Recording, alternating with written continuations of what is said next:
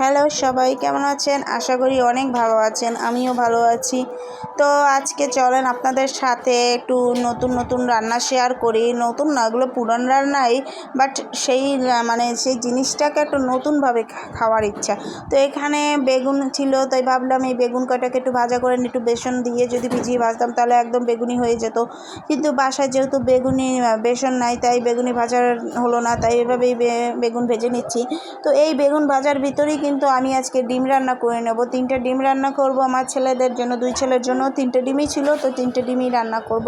কারণ আজকে একটা মজার মাছ, মানে পোমা মাছটাকে আমি পাতায় দেবো, কলা পাতায় দেবো, যার জন্য আজকে আমি 3টে ডিম রান্না করবো ওদের জন্য। কারণ মাছটা আজকে প্রচুর ঝাল হবে। আর এখানে দেখে মনে হচ্ছে ডালে প্রচুর হলুদ হয়েছে, কিন্তু অবশ্যই আপনাদেরকে পরবর্তী ধাপ দেখাবো যে আমার ডালে হলুদ আছে কিনা।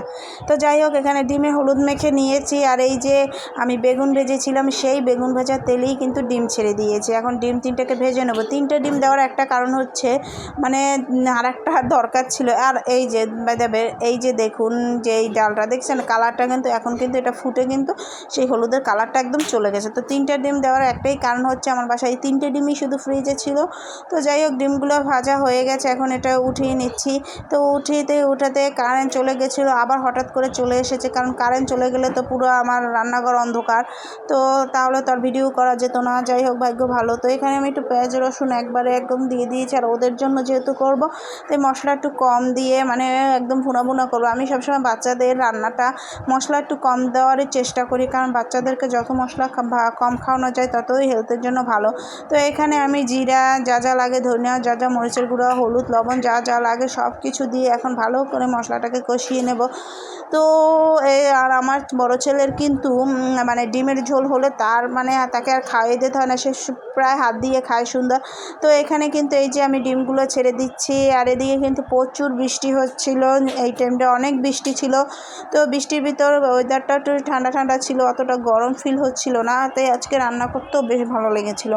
তো যাই হোক, এখানে কিন্তু এই যে ডিমের ঝোলে আমি অল্প করে আপনার জল দিয়ে দিয়েছি। এখন এটাকে একদম বুনো করে ওদের, তাই কিন্তু আমি কোনো দারচিনি বাটা দিইনি, আস্তা দারচিনি ভেঙে দিয়েছি। ছেলে বাচ্চারা খাবে, এত বাটাবাটির কোনো দরকার নেই। যত কম মশলা দিয়ে রান্না করা যায় সেটাই ওদের হেলথের জন্য ভালো হবে। তো এখানে এই যে ডালটাকেও কিন্তু আমি ফোড়ন দিয়ে দিয়েছি। ফোড়ন দিয়ে দেওয়ার পর এখন ডালটা রেখে দিচ্ছি, একটু ফুটিয়ে উঠলে পর নামিয়ে নেব।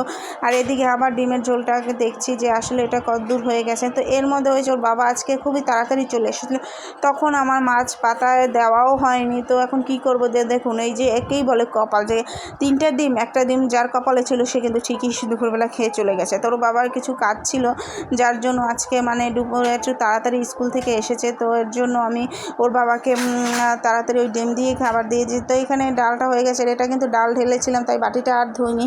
তো এখন ডাল সম্বার দেওয়া হয়ে গেছে, ফোড়ন দেওয়া হয়ে গেছে, এখন এটাকে নামিয়ে নিলাম। ডালটাকে নামিয়ে নিয়ে ওদিকে আবার ডিমটাকেও নামিয়ে নেব। ডিম প্রায় হয়ে গেছে, আমি একটু বুনা করেছি, কারণ কি এটাতে কিন্তু ঝাল একদম কম। এটা যারা ঝালখোর তাদেরকে যদি এটা দেওয়া হয়, তারা বলবে এটা কি দিয়েছেন, এটা কি, এটার ভিতর কোনো ঝাল নেই, কিছু নেই। তারা মানে আমার এই ডিমের ঝোল ধরে এরকম ছুঁড়ে মেরে দেবে। তো যাই হোক, এখন ডিমটাকে আমি বাটিতে উঠিয়ে নেব। বাটিতে উঠাতে গেলে এক হাতে ফোন নিয়ে ভিডিও করা, এক হাতেই করা, মানে ব্যাপক প্যারা। তো যাই হোক, এখানে এই যে ডিমগুলো এখন উঠিয়ে নিচ্ছি। তো এখানে এই যে ডিমটাকে উঠিয়ে নিচ্ছি। তো ভেবেছিলাম একটু বিকালে ঘুরতে যাব, যেহেতু আজকে রান্নাবান্নাটাও একদম তাড়াতাড়ি হয়ে গেছিলো। তো যাই হোক, আর যাওয়া হলো না বৃষ্টির কারণে। আর এখানে হচ্ছে এই যে পোমা মাছ, এখানে আপনার প্রায় মাথা নিয়ে ওই 4-5 পিস মাছ ছিল এরকম। তো একটু লবণ, একটু হলুদ, একটু মরিচের গুঁড়ো, আর একটা জিনিস আমি এটার ভিতর দিয়েছি, যেটা একদম স্কিপ করে গিয়েছিলাম, দেখাতে মনে ছিল না। সেটা হচ্ছে আমার যে নুডলস ছিল, নুডলসের মশলাটা দিয়েছিলাম। তাতে না আরও খেতে এত ভালো লেগেছিল, জাস্ট ওয়াও ছিল আজকের এই মাছ পাতরাটা। ওই মশলাটা দেওয়াতে এত স্বাদ হয়েছে। তো যাই হোক, এখানে আমি একটু সরিষার তেল দিয়ে দিচ্ছি। আর সরিষার তেল দিয়ে কিন্তু কলা পাতায় মাছ পাতরা, এটা কি বলবো, এটা বলার মতো না। তো যাই হোক, এখানে আমি একটু ভালো করে এটাকে মেখে নিচ্ছি। মেখে নেওয়ার পরে এই হয়েছে, কারণ মাছ যেহেতু অল্প ছিল, আর বাচ্চারাও না পোমা মাছ মোটেও খেতে চায় না, আর আমার তো খেতে ইচ্ছেই করে না, তাই ভাবলাম এটাকে পাতায় দিই। তো এদিকে তো কলা পাতা খুঁজে বের করা হচ্ছে, খুবই দায়। এই কত কষ্ট করে কলা পাতা এনেছি, তারপর এখন আমি মাছ পাতা দেবো। আর এই কলা পাতা একটু সামান্য আমি সরিষার তেল দিয়ে নিয়েছি। তারপর এখানে আমি এই যে 2-3টে পাতা পাতা নিয়ে এইভাবে সরিষার তেলটা পাতায় একটু মেখে নিয়েছি, নাহলে মাছগুলো যদি লেগে পড়ে, যার জন্য আমি একটু পাতায় মেখে নিলাম। মেখে নিয়ে এখন এক এক করে মাছগুলো আমি এখানে দিয়ে দেবো। তো আমার মানে ডাল হলে ডালও লাগে না, এইটা আমি একটু জাস্ট ঝোল ঝোল রাখতে চেয়েছিলাম, কিন্তু ওই যে মানে পাতায় দিয়ে ছেলেকে খাওয়াইতে গিয়ে আমার খেয়ালই ছিল না যে মাছ পাতায় আছে, এর মধ্যে আসে দেখি ঝোল অর্ধেকই টেনে গেছে। তো যাই হোক, কী করার আছে। তো এখানে এই যে মাছ দিয়ে দিয়েছি, মাছ দিয়ে এখন মাছের গায়ে যে মশলা ছিল সেগুলো একদম দিয়ে দিয়েছি। এখন চুলার জাল একদম অন করে দিয়েছি। আমি একটু অল্প হিটে এটাকে আঁচ করে তারপর একদম লো হিটে আস্তে আস্তে আস্তে আস্তে হওয়াবো।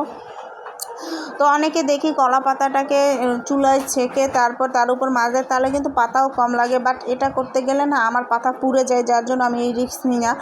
তো এখানে এই যে মাছগুলো দিয়ে দিয়েছি, মাছগুলোর কালার দেখতে এত সুন্দর লাগছিল আর খেতে এতটাই মজার হয়েছিল, যেমন ঝাল ছিল তেমন। আর দেখুন কি পরিমাণ জল বের হয়েছে, এই ঝোলটুকুই আমি রাখবো। আর মাছ কিন্তু একবার আমি উল্টিয়ে দিয়েছি, আর একবার উল্টানোর পালা। তো এখানে এই যে আপনাদেরকে দেখাচ্ছি কিভাবে উল্টিয়ে দিয়েছি। তো এই তো মাছ রান্না একদম কমপ্লিট হয়ে গেছে, সব কিছু রান্না বান্না কমপ্লিট করে এবার চলে যাব খাওয়া দাওয়া করব। খাওয়া দাওয়া করে তারপর সবাই রেস্ট করব। তো আমার ভিডিওটি যদি আপনাদের ভালো লেগে থাকে অবশ্যই লাইক কমেন্ট শেয়ার করতে ভুলবেন না। এই পর্যন্ত ভালো থাকবেন সবাই।